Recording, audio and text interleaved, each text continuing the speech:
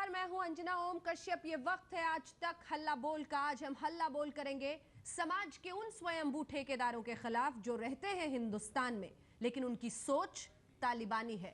हम हल्ला बोल करेंगे नैतिकता के उन पहरेदारों के खिलाफ जो दुर्भाग्य से 21वीं सदी के सभ्य भारत का हिस्सा है लेकिन उनकी मानसिकता में हजारों साल पुरानी असभ्य समाज का अक्स दिखता है।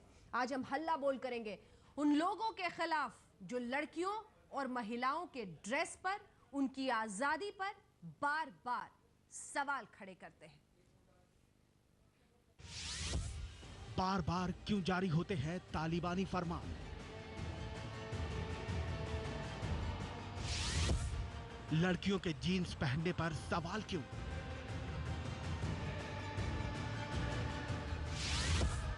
लड़कियों की आजादी पर पाबंदी के पोस्टर क्यों?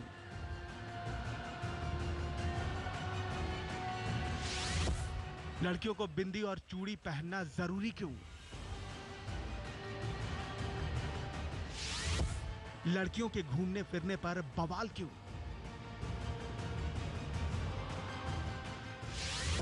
बार बार लड़कियों पर क्यों तरेरी जाती हैं आंखें?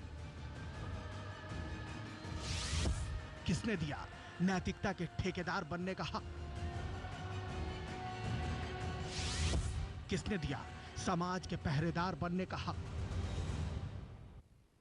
हल्ला बोल में आज एक गर्मा गर्म बहस होगी, चर्चा होगी। इस विषय पर कई खास मेहमान हमारे साथ जुड़ चुके हैं, लेकिन आइए आपको समाज के तालिबानी तत्वों की एकदम नई तस्वीर दिखाते हैं। आपने सुना होगा कबीलाओं में लोगों को डराने धमकाने के लिए, दहशत फैलाने के लिए मुनादी पिटवाने की व्यवस्था हुआ करती थी।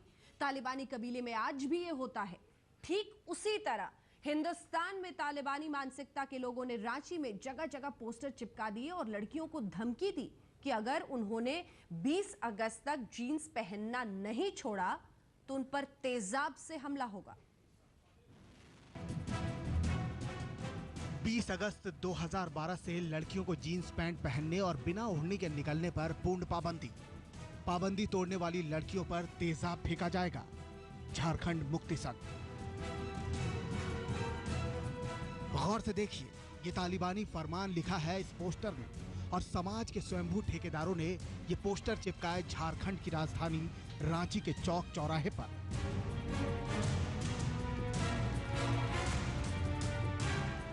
पोस्टर में लड़कियों को धमकी दी गई कि वो जीन्स पहनना छोड़ दें और बिना ओढ़नी लिए घर से बाहर न निकले। पोस्टरों में लड़कियों को इसके लिए बाकायदा 20 अगस्त तक का वक्त दिया गया है और अगर ऐसा नहीं होता है तो तेजाब से हमले की धमकी दी गई है। पोस्टर के आखिर में झारखंड मुक्ति संघ का नाम लिखा है, लेकिन किसी को पता नहीं कि इस संघ का वजूद है भी या नहीं। किसी को नहीं पता कि ये पोस्टर किसने चिपकाए। नहीं, 2-3 पोस्टर मिला है, लेकिन झारखंड मुक्ति संघ नाम का कोई संस्था अभी तक कार्यरत नहीं है और जिस प्रकार उसमें लिखा गया है उसमें अपने आप में विरोधाभास है, इसलिए इसको ज़्यादा सीरियसली नहीं लेना चाहिए। चूँकि ये मामला एक ऐसे समय पर और ऐसे जगह में साटा गया है, राज्य पुलिस इसको गंभीरता से लिया है और इसका जांच करने का आदेश में दिया। शहर के प्रतिष्ठित सेंट जेवियर्स कॉलेज से लेकर भीड़ भाड़ वाले अल्बर्ट एक्का चौक पर इन पोस्टरों को चिपकाए जाने की खबर से हड़कंप मचा है। क्या है झारखंड मुक्ति संघ और पोस्टर चिपकने के बाद कहां गए इसके सदस्य? सरकार के पास फिलहाल इन सवालों का न कोई ठोस जवाब है और न ही कोई एक्शन प्लान। कॉलेज स्कूल को टारगेट अगर किया गया तो इसके लिए स्थानीय प्रशासन जो है, प्रशासन के पदाधिकारी इस बात को सुनिश्चित करेंगे कि स्कूल कॉलेज के अंदर इस तरह की कोई बात नहीं हो और इस तरह का अगर कोई हरकत करता है तो उसको चिन्हित भी करे प्रशासन। उधर झारखंड मुक्ति संघ के नाम से पोस्टर चिपकाकर डराने की कोशिश तो की गई, लेकिन लड़कियां समाज के ठेकेदारों पर सवाल खड़े कर रही हैं। लड़का का नियत कैसा है वो तो उस पर डिपेंड करता है। वो सूट भी पहना रहेगा तो भी छड़ेगा और जींस भी पहनेगी तो भी छड़ेगा, तो फिर कहाँ जाए हम लोग? ये लड़कियों की निजी बात है कि वो क्या पहने क्या नहीं पहने। ये संगठन को इस पे नहीं कुछ बोलना चाहिए कि वो क्या पहने। दुपट्टा लेके चले या जींस पहने, उनकी मर्जी, उनकी आज़ादी है अपना। और ये लड़कों लोग को रोका जाए जो गलत काम करते हैं लड़कियों के साथ। लड़के छेड़खानी करते हैं तो उनसे ये करने के लिए हमेशा बंद करने के लिए हमें क्यों हमेशा ये क्या करना? तो ये जरूरी नहीं है, मतलब सबको अपना पहनने का स्वतंत्रता होनी चाहिए। अब सवाल ये कि आखिर किस सदी में जी रहे हैं वो लोग जो लड़कियों पर तेजाब से हमले की धमकी देकर समाज में दहशत फैला रहे हैं। आखिर किस सदी की है ये मानसिकता जो लड़कियों के पहनावे और उनकी आजादी पर पाबंदी लगाने की वकालत करती है। धर्मवीर सिन्हा, रांची, आज तक। और इसी पर आज हम कर रहे हैं हल्ला बोल। कई खास मेहमान हमारे साथ जुड़ गए हैं। सबसे पहले आपका परिचय उनसे करा दें। रंजना कुमारी जी हमारे साथ डायरेक्टर जुड़ गई हैं सेंटर फॉर सोशल रिसर्च की। हमारे साथ यहाँ पर स्टूडियो में खास मेहमान सतपाल चौधरी जी मौजूद हैं जो कि जनरल सेक्रेटरी हैं ऑल इंडिया जाट आरक्षण संघ के। हमारे साथ Shaina NC national executive member Bharatiya Janata party की जुड़ गई हैं। हमारे साथ बरखा सिंह जी यहाँ पर मौजूद है स्टूडियो में जो कि चेयरपर्सन है दिल्ली कमीशन फॉर वुमेन की।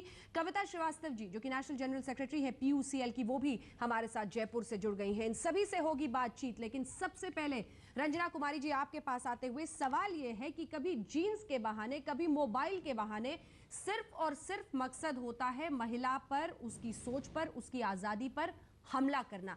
क्या कभी ये रुकेगा या फिर यूं ही बहस होगी और फिर भूल जाएंगे?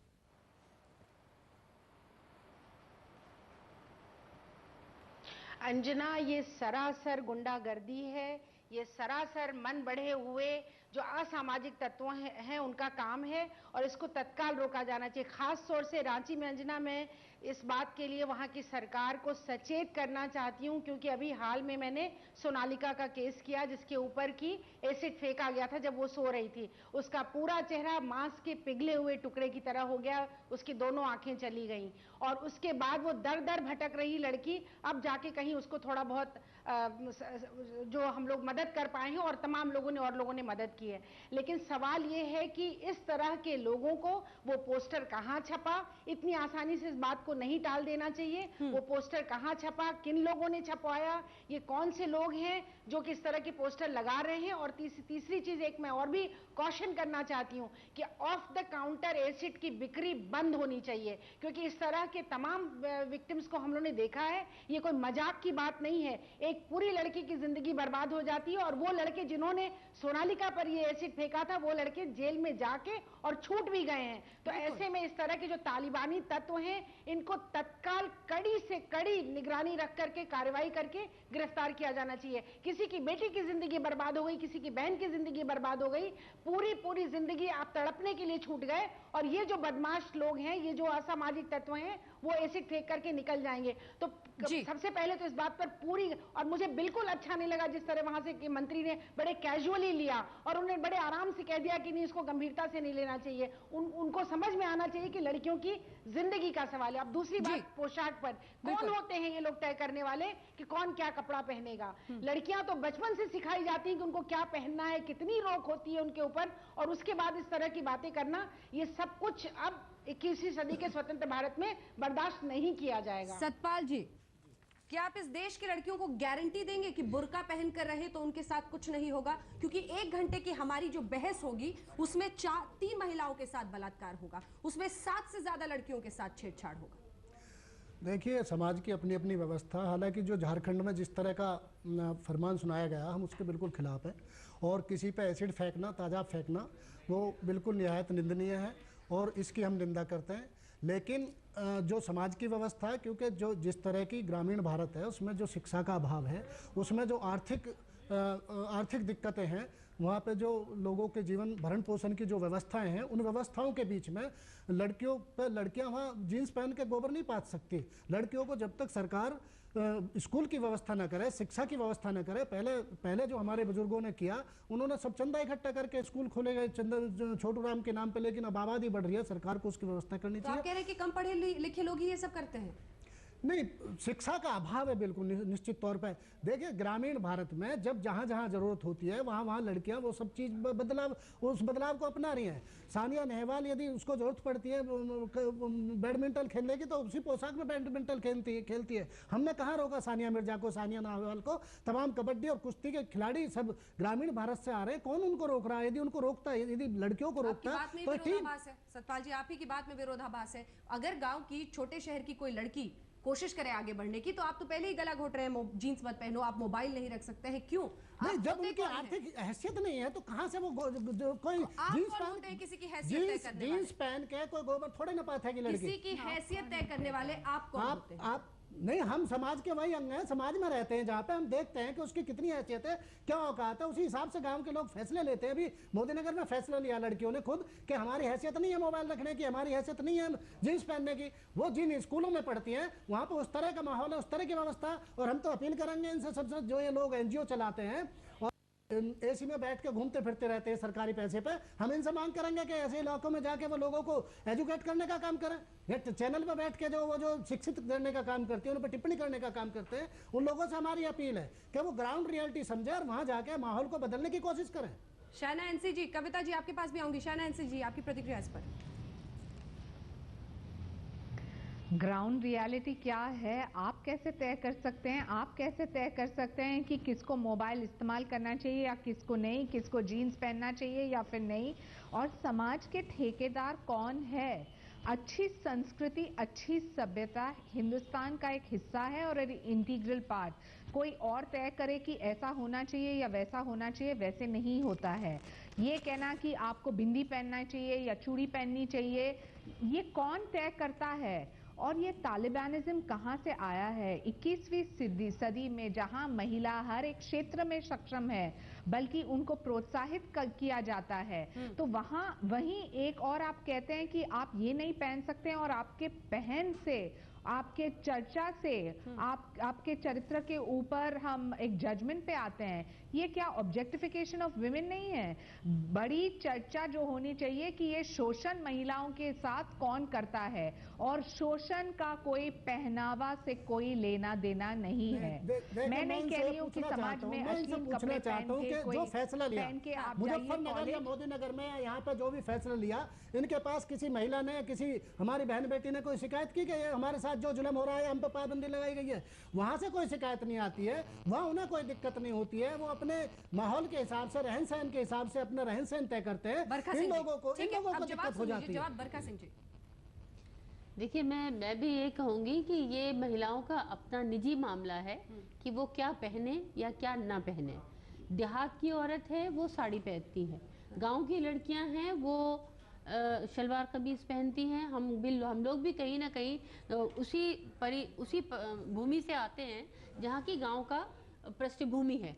तो इसलिए इस बात को कोई एक संगठन या कोई एक आदमी तय नहीं कर सकता है कि हम ये लड़कियां जींस नहीं पहनेंगी या स्कर्ट नहीं पहनेंगी। तो फिर नेशनल कमीशन फॉर वुमेन और दिल्ली कमीशन फॉर वुमेन कर क्या रहे? ये सवाल मैं आपसे इसलिए पूछ रही हूँ कि क्योंकि जब रंजना जी ने कहा कि एसिड की ओवर द काउंटर बिक्री रुकनी चाहिए, आप सिर हिला रही थी, लेकिन स्टूडियो में सिर हिलाने से तो कुछ होगा नहीं।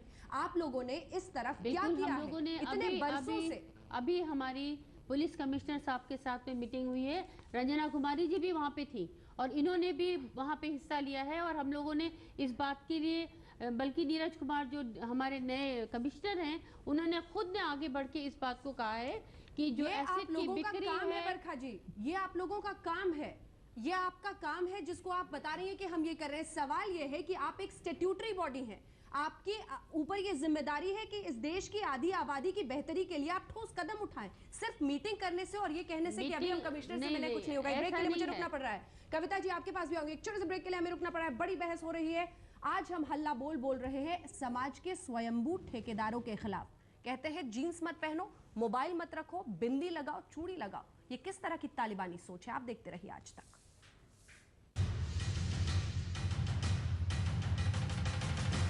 हल्ला बोल के प्रायोजक हैं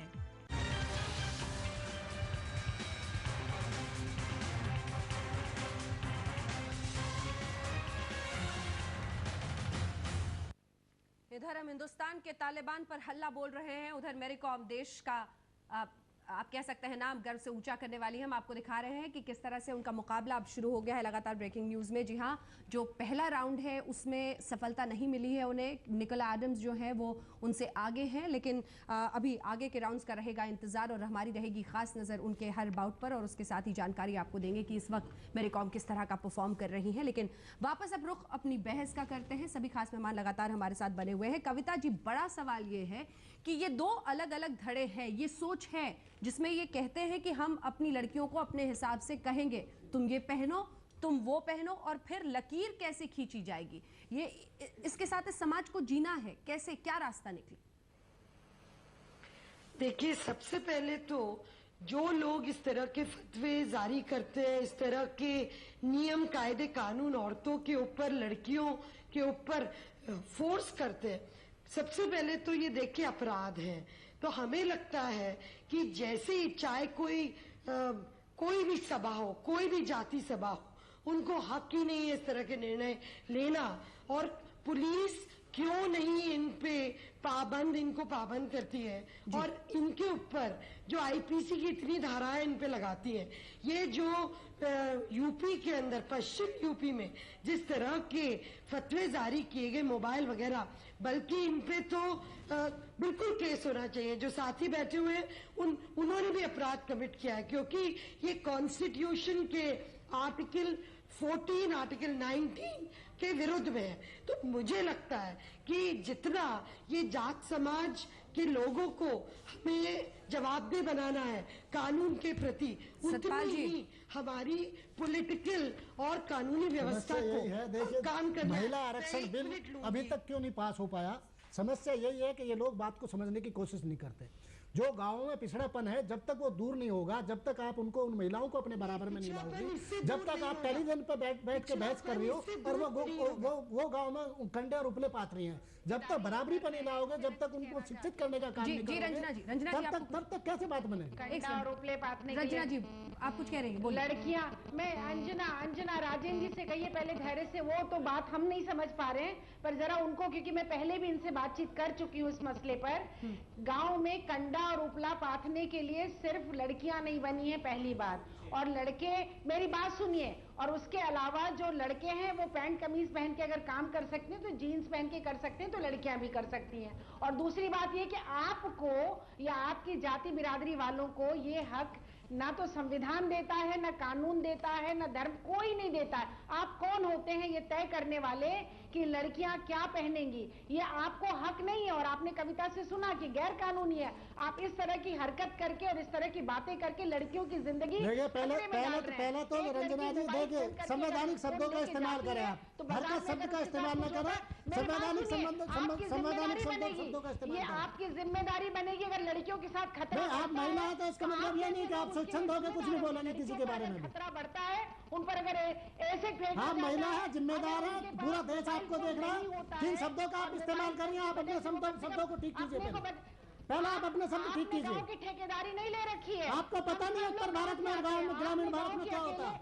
हमने आपसे आग्रह किया था, निवेदन किया था हमने आपसे कि आप जो 1 महीने गांव में रहो, आप देखो ना किस तरह से सुबह उठ के किस तरह का जीवनचर्या होती है। 1 महीना आप रहो, सुबह आपको बेड पर टी मिलती है, उसके बाद अखबार और टेलीविजन देखने लगती हो, और उसके बाद में दुनिया भर चैनल पर आके बैठ जाती हो। इससे काम नहीं चलेगा। यदि आप समाज को सुधारना चाहती हो, 1 महीना सारा गाँव में कहीं भी मोदीनगर के आसपास 1 महीना आप रहिए, खेतों में किस तरह से काम होता है, शिक्षा की क्या व्यवस्था है, रहन सहन की क्या व्यवस्था है। हमारी उन बहनों के साथ जिनकी तरक्की का सपना आप देख रही है, आप बाहर 1 महीना काम करें, तब आपको पता चलेगा क्या दिक्कत है। आप ये तय करने वाले कौन हैं?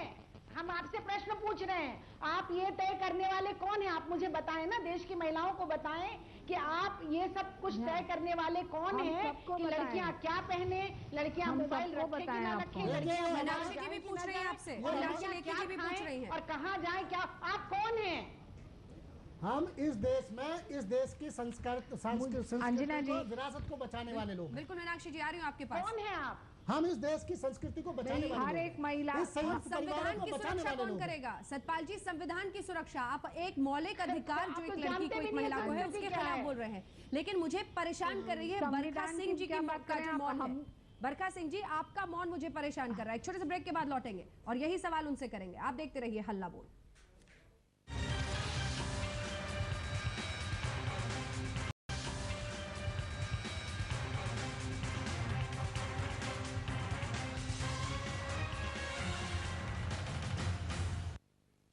बोल जारी रहेगा, लेकिन बुरी खबर आ रही है ओलंपिक से। 51 किलो वर्ग में मेरी कॉम की जो उम्मीदें थी पदक की, वो एक तरह से गोल्ड की पदक, वो खत्म हो गई है, क्योंकि वो ये मुकाबला हार गई हैं। निकोला एडम्स जो कि ब्रिटिश बॉक्सर थी, उन्होंने शिकस्त दे दी है मैरी कॉम को, हार गई है मैरी कॉम। हालांकि ब्रॉन्ज मेडल। जैसा कि पहले जानकारी थी, ब्रॉन्ज मेडल उन्हें मिलेगा, लेकिन ढेर सारी उम्मीदें देश भर में लोगों ने पाल रखी थी कि वो इस ब्रिटिश मुक्केबाज को हराकर, निकोला एडम्स को हराकर गोल्ड की तरफ कदम बढ़ाएंगी, लेकिन वो हो न सका। सेमीफाइनल में मैरी कॉम मुकाबला हार गई हैं। ब्रिटेन की निकोला एडम्स से मैरी कॉम हार गई हैं।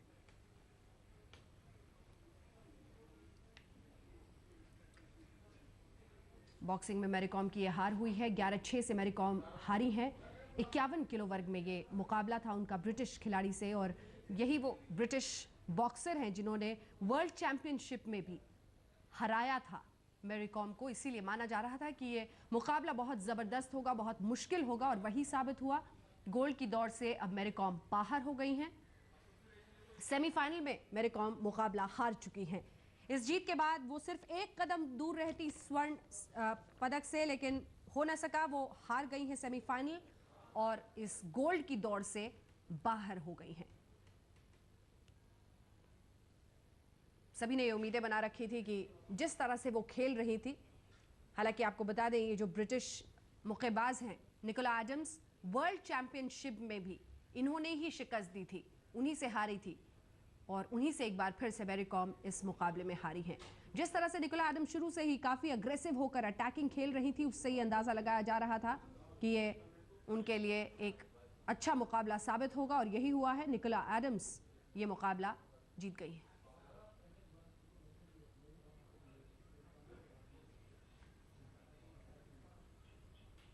तो गोल्ड की दौड़ से मैरी कॉम बाहर हो गई है, लेकिन एक बार इसी पर जितने भी हमारे तमाम मेहमान जुड़े हुए हैं, हल्ला बोल पर बातचीत आगे भी करेंगे, लेकिन उससे पहले एक बार आपके पास आते हुए मीनाक्षी लेखी जी, बहुत उम्मीद जग गई थी शाइना एनसी जी कि ये मुकाबला वो जीत जाएंगी, लेकिन हो न सका। वर्ल्ड चैंपियनशिप भी इसी ब्रिटिश खिलाड़ी से वो हारी थी। शाइना एनसी जी, देखिए, एक तरफ हम यहाँ महिलाओं के बारे में चर्चा कर रहे हैं, जहाँ उन्होंने अपने बलबूते पे, अपने क्षमता पे नाम कमाया है देश के लिए, और यहाँ बैठे हैं जो संविधान को लेके और संस्कृति के बारे में बात करते हैं। जब कोई स्पोर्ट्स वुमन कोई कपड़े पहनते हैं अपने स्पोर्ट्स के लिए, कोई चर्चा नहीं करती है। जब कोई प्रोफेशनल अपने ऑफिस जाती है और अपने ढंग के कपड़े पहनते हैं, कोई चर्चा नहीं करती है। लेकिन आप अभी उठा रहे हैं कि ग्रामीण क्षेत्र में ये होता है और वो होता है। मैं आपको पूछना चाहती हूँ कि आज संस्कृति और सभ्यता हर एक लड़की को अपने माँ बाप और अपने actually both the players very good, but I think from the starting Mary Kom headgear is not fit. That is very unlucky things, because that is Olympic is the one of the biggest game. Then in the Olympic, in the ring side, how headgear is not fit. That is very negligence for our Indian coaches. This is very bad habit.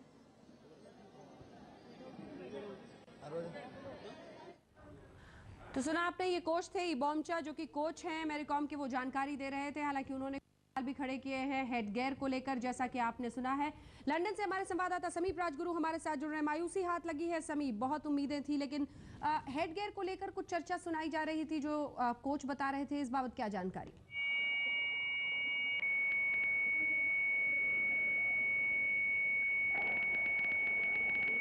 समीप, क्या आप तक मेरी आवाज पहुंच रही है?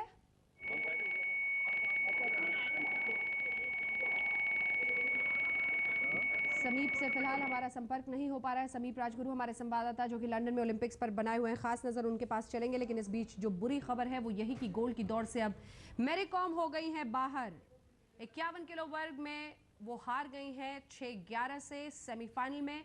आज का मुकाबला जीतने के बाद वो सिर्फ एक कदम दूर रहती स्वर्ण पदक से। सभी को ये आस थी कि जिस तरह से वो अटैकिंग लगातार खेलती रही हैं, इस बार के ओलंपिक्स में वो स्वर्ण पदक तक पहुंच पाती, लेकिन ऐसा हो न सका। आज वो सेमीफाइनल में हार गई हैं। लंदन की, ब्रिटेन की जिस खिलाड़ी से वो हारी हैं, ये निकोला एडम्स हैं, और यही निकोला एडम्स हैं जिन्होंने वर्ल्ड चैंपियनशिप में भी इससे पहले मैरी कॉम को शिकस्त दी थी।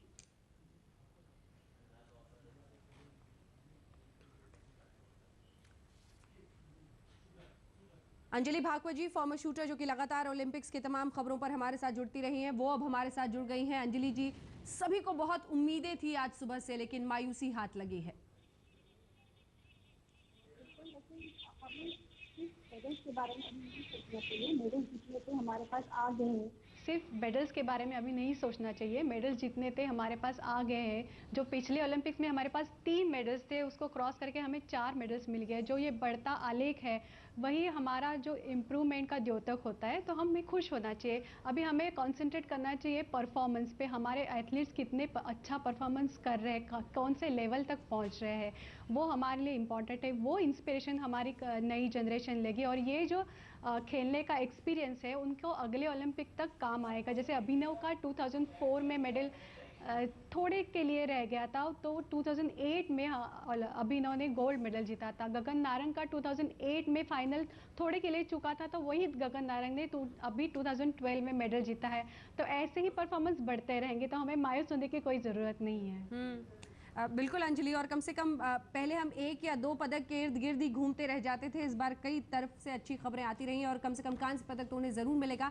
लेकिन क्या ये जो 51 किलो वर्ग में वो चली गई और फिर हाइट उनके लिए एक दिक्कत साबित हुई, आपको लगता है? जैसा कि पहले भी देखा गया था, हालांकि पहले वो बहुत अटैकिंग खेलती थी, इस बार शायद वो एक लायबिलिटी साबित हुआ हो।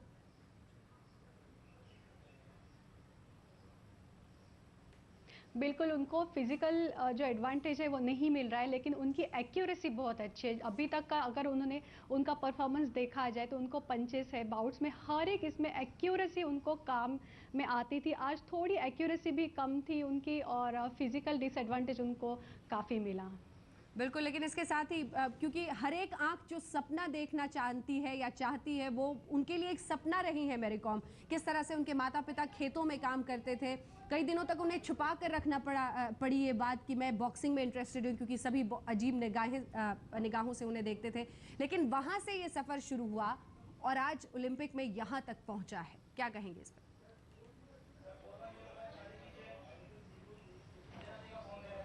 बिल्कुल, क्योंकि हमारे ट्रेडिशन का ये एक रास्ता ही है कि हमें पहले एक हीरो चाहिए और ये हीरो को फिर बाकी जनता फॉलो करते हैं। जैसे सचिन तेंदुलकर हमारे पास है तो सारी क्रिकेट के लिए जा रहे हैं, अभिनव हो गया तो अभी सारों को शूटिंग खेलना है। वैसे ही मैरी कॉम ने एक बॉक्सिंग का हमारे यहाँ एक इंस्पिरेशन रखा है और जो पहले शुरुआत करता है उसको कठिनाइयों का सामना करना ही पड़ता है। उसकी जो डिटर्मिनेशन है, डेडिकेशन है, वही बहुत ही प्रशंसनीय है हमारे लिए। तो वो बहुत बड़ा आदर्श हमारे लिए अभी बन गई है।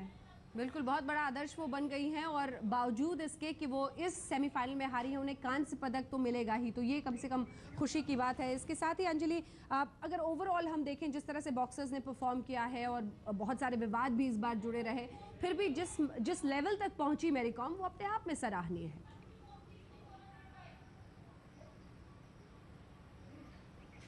बिल्कुल, बॉक्सिंग ये पहली बार अभी प्रतियोगिता हो रही है ओलंपिक में, तो ये कांस्य पदक उनके लिए बहुत ही इम्पॉर्टेंट था। उनके लिए ये मोटिवेशनल भी है, हमारे बॉक्सिंग इवेंट के लिए मोटिवेशनल है, लेकिन पूरे इंडियन स्पोर्ट के लिए, क्योंकि बैडमिंटन में हमें अभी मेडल मिला है, बॉक्सिंग में अभी हमें मेडल मिला है और वेट लिफ्टिंग में 2000 में करना मल्लेश्वरी ने लिया था। तो ये तीनों इवेंट है जो फिजिकली डिमांडिंग इवेंट है। तो हमारा ये जो बैरियर था, मेंटल बैरियर था कि ये फिजिकली डिमांडिंग इवेंट्स में जहाँ पे एंड्योरेंस और फिजिकल फिटनेस, स्टैमिना की ज़रूरत होती है, उसमें इंडियंस थोड़े कम पड़ जाते हैं बाकी लोगों के सामने। लेकिन ऐसा नहीं है, अगर आप मेहनत और अलगाव से काम करो तो ये इवेंट में भी हम बहुत ऊपर तक पहुँच सकते हैं और मेडल भी जीत सकते हैं। तो ये बहुत ही 3 लड़कियों ने हमारे लिए ये आदर्श बना रखा है। जो हमारी लड़कियों की जनरेशन है वो शूटिंग, आर्चरी ऐसे खेलों के लिए ज़्यादा इंटरेस्टेड रखती थी, लेकिन अभी ये इवेंट्स में भी वो पार्टिसिपेट जरूर करेंगे। बिल्कुल, आप बने रहिए अंजलि हमारे साथ। इस बीच सीधे रुख करते हैं लंदन से, हमारे संवाददाता समीप राजगुरु हमारे साथ जुड़ रहे हैं। समीप, कुछ हद तक मायूसी लेकिन एक आदर्श के रूप में उभरी हैं मैरी कॉम, ये बात तो कायम रहेगी। समीप, बिल्कुल बिल्कुल, आदर्श के रूप में सिर्फ यही नहीं, और इंग्लैंड में भी आप अगर उनकी इज्जत देखेंगे तो कमाल की, और कमाल के फैंस हैं यहाँ पर। सब जानते हैं मैरी कॉम ने क्या कमाल की जो बॉक्सिंग की है और जिस तरीके से उन्होंने मां बनने के बाद भी बॉक्सिंग रिंग में वापसी की है, 5 बार वर्ल्ड चैंपियन है। लेकिन मैरी कॉम की सबसे बड़ी बात ये थी कि जिस चीज का डर था वही हुआ वो अपने से ऊपर के वेट कैटेगरी में अपने आप को उन्होंने लेके गए, क्योंकि 46 किलोग्राम का कैटेगरी ओलंपिक में नहीं होता है। और जबकि निकोला एडम्स उनसे 2.5 इंच लंबी भी थी और वो उनसे ज्यादा वेट में भी ज्यादा थी। तो ऐसे में जो स्ट्रेंथ थी निकोला एडम्स की, वो यहाँ पर उनसे काम आई। और आप देखेंगे कि कहीं ना कहीं मैरी कॉम उनके हाइट, वेट और स्ट्रेंथ का मुकाबला नहीं कर पाई। और निकोला एडम्स की जो टैक्टिस भी थी कि अपनी तरफ बुला के फिर काउंटर अटैक करना, उसको भी काउंटर नहीं कर पाई मैरी कॉम। तो लेकिन मैरी कॉम ने जितना किया इस वेट कैटेगरी में आकर मैरी कॉम इससे बेहतर नहीं कर सकती थी। और बहुत ही तारीफ करनी होगी मैरी कॉम की कि 51 कैटेगरी में आकर भी उन्होंने ब्रॉन्ज मेडल लिया। और निकोला एडम्स से एक अच्छी फाइट उन्होंने की है यहाँ पर, और वाकई में आदर्श है। और आने वाले बॉक्सर्स के लिए, सिर्फ फीमेल बॉक्सर्स के लिए नहीं बल्कि स्पोर्ट्समैन के लिए, आने वाले जनरेशन के लिए ये एक मिसाल है मैरी कॉम अपने आप में। जी समीप, एक छोटा सा सवाल, छोटा सा जवाब, क्या हेडगियर को लेकर कोई विवाद हुआ? कोच कुछ कह रहे थे इस बारे में? जी नहीं, अभी तक मिक्स जोन में कोई आया नहीं है और अभी ऐसा कोई अगर विवाद की अगर कोई बात है तो अभी हमें पता चलेगा, लेकिन ऐसा कोई विवाद नहीं था। हेड के बीच में उनका लूज हो गया था, जिसको टाइट किया अनुप कुमार जो उनके कोच हैं। लेकिन फिलहाल ऐसी कोई खबर नहीं कि हेड के प्लेयर को लेकर कोई विवाद हुआ हो। जी बहुत बहुत शुक्रिया आपका समीप इस तमाम जानकारी के लिए। तो मैरी कॉम को कम से कम देश को एक तरह से कुछ हद तक मायूसी हाथ लगी है, लेकिन एक आदर्श के रूप में मैरी कॉम जरूर उभरी हैं। सेमीफाइनल वो हार गई हैं, स्वर्ण की रेस से वो बाहर हो गई हैं, लेकिन कांस्य पदक उन्हें मिलेगा। बहरहाल हल्ला बोल में भी हमारे तमाम मेहमान जो हमारे साथ जुड़े हुए थे चर्चा के लिए, आप सभी का बहुत बहुत शुक्रिया। चूंकि मैरी कॉम की खबर आ गई इसलिए उस बहस को हम आगे नहीं ले जा पाए। बहुत बहुत शुक्रिया आप सभी खास मेहमानों का हमारे साथ इस चर्चा में शामिल होने के लिए। आप देखते रहिए आज तक।